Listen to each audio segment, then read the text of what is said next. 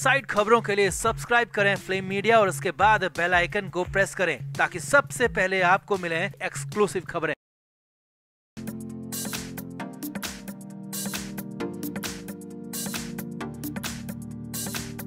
तो महाराष्ट्र की राजनीति में संजय राउत की नई नवेली किताब नरकतला स्वर्ग को लेकर काफी हो हंगामा मचा हुआ है। संजय राउत की किताब नरकतला स्वर्ग का विमोचन अभी हुआ भी नहीं है, मगर महाराष्ट्र में सियासी घमासान अभी से शुरू हो चुका है, क्योंकि राउत का इस किताब के जरिए दावा है कि इस किताब में अमित शाह के बारे में बड़े बड़े खुलासे हैं। इसके अलावा संजय राउत ने केंद्र सरकार को लेकर भी इस किताब में बहुत बड़े खुलासे करने का दावा किया है। अब संजय राउत की किताब का विमोचन होगा जब किताब मार्केट में आएगी, तब लोग पढ़ेंगे और सच्चाई पता चलेगी कि आखिर इस किताब में है क्या। लेकिन संजय राउत के अमित शाह को लेकर किए गए दावों के बाद में महाराष्ट्र बीजेपी में घमासान मच गया है। महाराष्ट्र बीजेपी अध्यक्ष चंद्रशेखर बावनकुले ने इस किताब को झूठ का पुलिंदा करार दिया है। इसके साथ ही एकनाथ शिंदे ने भी कहा है कि राउत कितने बड़े झूठे हैं ये मुझसे बेटर कोई नहीं जानता, और मैं अच्छी तरीके से कह सकता हूँ कि ये किताब सिर्फ खोखले दावों से भरी हुई है। तो क्यों बीजेपी और एकनाथ शिंदे संजय राउत की इस किताब के पीछे हाथ धोकर पड़ गए, आपको भी बताते हैं। आप भी वीडियो को शेयर करें और अपनी राय कमेंट बॉक्स में जरूर दें।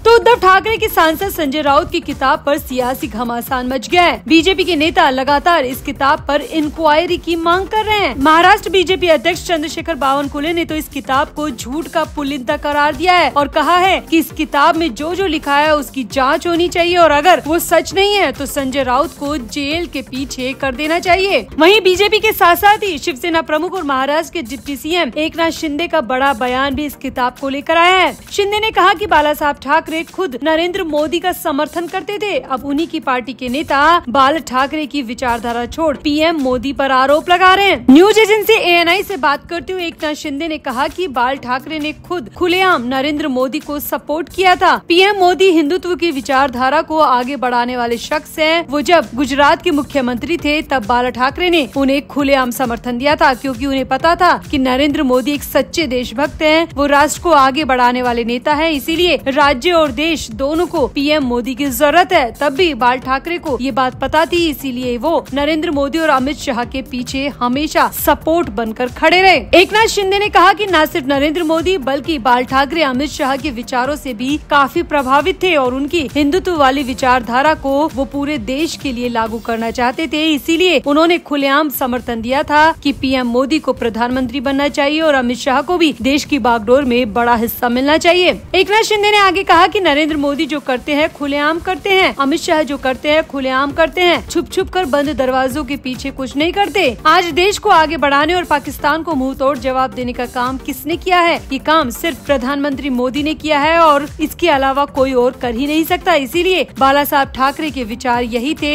उनकी भूमिका भी राष्ट्रभक्त की थी। यूबीटी नेताओं पर निशाना साधते हुए डिप्टी सीएम एकनाथ शिंदे ने कहा कि अब ये लोग क्या क्या करते हैं, बाल ठाकरे की नकली आवाज निकालते हैं। बाल ठाकरे की विचारधारा छोड़ने का पाप जो इन लोगों ने किया है वो इन्हें भुगतना पड़ेगा, इसीलिए इन्होंने ऐसी किताब निकाली है। एकनाथ शिंदे ने कहा कि किताब में कुछ भी मनमाना लिखा हुआ है, मनमाने तरीके से सब कुछ बयां किया गया है और इसको लेकर जो तमाम दावे किए जा रहे हैं वो भी पूरी तरह खोखले हैं। एकनाथ शिंदे ने कहा कि मैंने लंबा वक्त संजय राउत के साथ गुजारा है। संजय राउत किस तरह की सियासत करते हैं, किस तरह की उनकी विचारधारा है, किस प्लानिंग के साथ वो चलते हैं, मैंने बहुत लंबे वक्त तक ये सब कुछ देखा है। मैं अच्छी तरह जानता हूँ कि संजय राउत झूठ को कैसे सच साबित करने पर तुल जाते हैं, अपने ही झूठ को कैसे सच्चा बनाने के लिए और झूठ पर झूठ बोलते जाते हैं, ये मैं अच्छी तरह जानता हूँ। और उनकी ये किताब भी सिर्फ झूठ से भरी हुई है। इसमें अमित शाह और नरेंद्र मोदी के बारे में जो भी दावे किए हैं वो पूरी तरह खोखले और निराधार हैं। एकनाथ शिंदे ने कहा कि इस किताब का विमोचन नहीं हुआ, लेकिन विमोचन होगा उससे पहले ही मैं बता दूं कि संजय राउत ने इस किताब में पूरी तरह झूठ लिखा है और अपने झूठ में वो जनता को भी शामिल करना चाहते हैं, लेकिन उन्हें नहीं पता कि आज की जनता उनसे कहीं ज्यादा होशियार है, उनसे कहीं ज्यादा पढ़ी लिखी और समझदार है। वो ऐसे झूठ के पुलिंदों में अब शामिल नहीं होने वाली। वो सच को अपनी आंखों से देखती है, अपने चश्मे से परखती है, इसीलिए उन्हें ऐसी किसी भी किताब की जरूरत नहीं है। एकनाथ शिंदे ने कहा कि कोई अमित शाह या नरेंद्र मोदी के बारे में कुछ भी कहे, लेकिन जनता का सपोर्ट उन्हें पिछले 3 बार से मिल रहा है और यही संजय राउत जैसे लोगों के लिए सबसे बड़ा जवाब है, सबसे बड़ा तमाचा है। है। तो एकनाथ शिंदे संजय राउत की इस किताब पर बुरी तरह भड़कते हुए नजर आए, क्योंकि संजय राउत की किताब नरक तला स्वर्ग में कहीं न कहीं दावा किया गया है कि इस किताब में अमित शाह और नरेंद्र मोदी को लेकर कई तरह की बातों का खुलासा करने का दावा किया है। तो आपको क्या लगता है, क्या वाकई में संजय राउत की किताब में 1% भी सच्चाई हो सकती है? क्या संजय राउत जो दावे कर रहे हैं वो सच हो सकता है? आखिर संजय राउत की इस किताब के सामने आने के बाद बीजेपी और उनकी सहयोगी पार्टी क्यों तिलमिलाई हुई है? आपको क्या लगता है? आप भी वीडियो को शेयर करें और अपनी राय कमेंट बॉक्स में जरूर दें।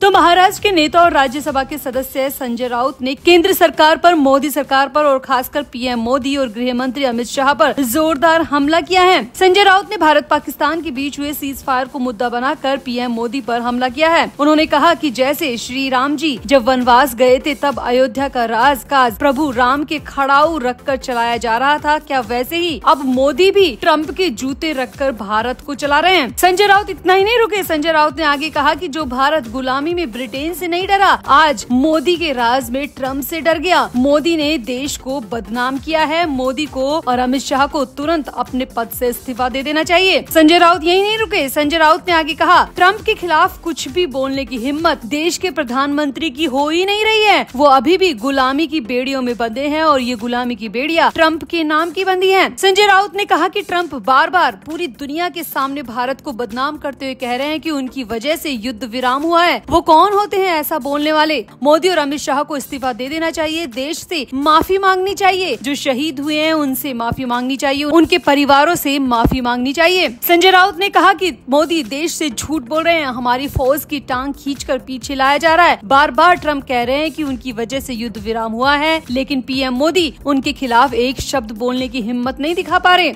राज्यसभा के सांसद संजय राउत ने आगे कहा कि अमित शाह सिर्फ विपक्षी पार्टियों को ही तोड़ सकते हैं। बीजेपी जो ये तिरंगा यात्रा निकाल रही है, इसको तो डोनाल्ड ट्रम्प यात्रा निकालनी चाहिए। इसके अलावा संजय राउत ने बीजेपी के बयानबाज मंत्री के खिलाफ भी काफी कुछ कहा। संजय राउत ने कहा कि विजय शाह की मानसिकता बीजेपी की ट्रोल आर्मी जैसी है। संजय राउत ने कहा कि पहलगाम हमले के बाद अल्पसंख्यकों समेत समाज के हर तबके और विपक्ष ने आतंकवाद के खिलाफ लड़ाई में केंद्र की नरेंद्र मोदी सरकार को पूरा समर्थन दिया। इसके बावजूद भारत पाकिस्तान के बीच अचानक संघर्ष विराम हो जाना सबकी कल्पना से परे रहा है। संजय राउत ने कहा कि बीजेपी की मानसिकता विजय शाह जैसे लोग दिखा रहे हैं, जो कि हमारी देश की महान बेटियों को लेकर गंदी टिप्पणी करने से बाज नहीं आ रहे। युद्ध नरेंद्र मोदी ने ट्रम्प की चरण वंदना करने के लिए रोका और बदनाम हमारी आर्मी को, हमारी फौज को किया जा रहा है। तो कुल मिलाकर संजय राउत ने यहाँ पर युद्ध विराम को लेकर अमित शाह और पीएम मोदी को जमकर सुनाया और पीएम मोदी और अमित शाह के इस्तीफे की मांग भी कर डाली। संजय राउत बार बार यही आरोप लगाते रहे कि पीएम मोदी और अमित शाह ने डोनाल्ड ट्रम्प की चरण वंदना की है, उनकी चापलूसी की है और डोनाल्ड ट्रम्प पूरी दुनिया के सामने भारत को बदनाम करने की कोई कसर नहीं छोड़ रहे और युद्ध विराम का पूरा श्रेय खुद को दे रहे हैं और हमारी फौज को जबरन बदनाम करने की कोशिश की जा रही है। संजय राउत ने कहा कि पीएम मोदी और अमित शाह अगर अब भी अपने पद से इस्तीफा नहीं देते हैं तो जनता को अब समझ जाना चाहिए कि इन दोनों का मोटो सिर्फ और सिर्फ डोनाल्ड ट्रम्प की शरण में रहना है, डोनाल्ड ट्रम्प से डरते हुए रहना है। संजय राउत ने यहाँ पर आखिर में फिर कहा कि अगर किसी को हमारी फौज की, हमारी आर्मी की फिक्र है, कोई हमारी फौज और आर्मी का सम्मान करता है तो उन्हें पीएम मोदी और अमित शाह से इस्तीफे की मांग करनी चाहिए। तो कुल मिलाकर यहाँ पर संजय राउत बुरी तरह भड़के नजर आए। डोनाल्ड ट्रम्प के बयान को लेकर पीएम मोदी और अमित शाह का इस्तीफा मांगते नजर आए। तो आपका संजय राउत के इस पूरे बयान पे क्या कहना है? आप भी अपनी राय कमेंट बॉक्स में जरूर दें और वीडियो को भी शेयर करें।